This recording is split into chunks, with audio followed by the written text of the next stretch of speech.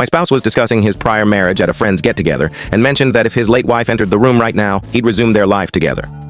I'm 34F, and my husband, 37M, was previously wed. His first wife was his high school love. They began dating in their junior year, managed a long-distance relationship through college, and tied the knot at 23, soon after graduating. Tragically, she died at 26 from an aneurysm, which shattered him, especially given their youth. They had no kids.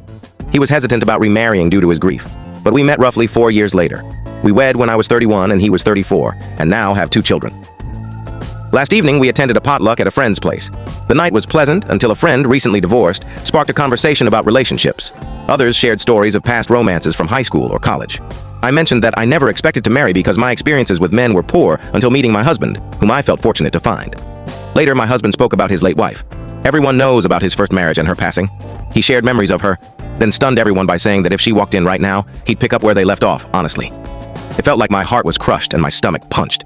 The room grew tense with awkwardness. To avoid a scene, I forced a laugh, though my pain was likely evident. I wondered why we were married if he felt that way. I've never asked him to forget his first wife.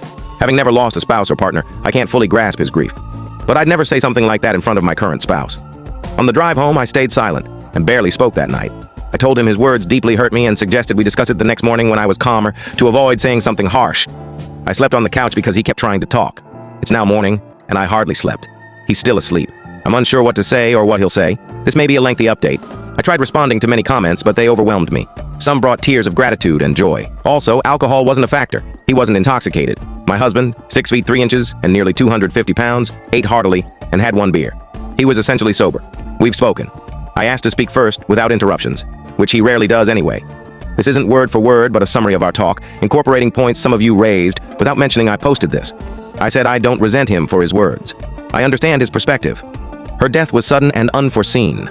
I'd never ask him to erase her memory or stop loving her. She was his first love. I've always known that without her passing, we likely wouldn't be together, and they'd probably still be married. I've accepted this.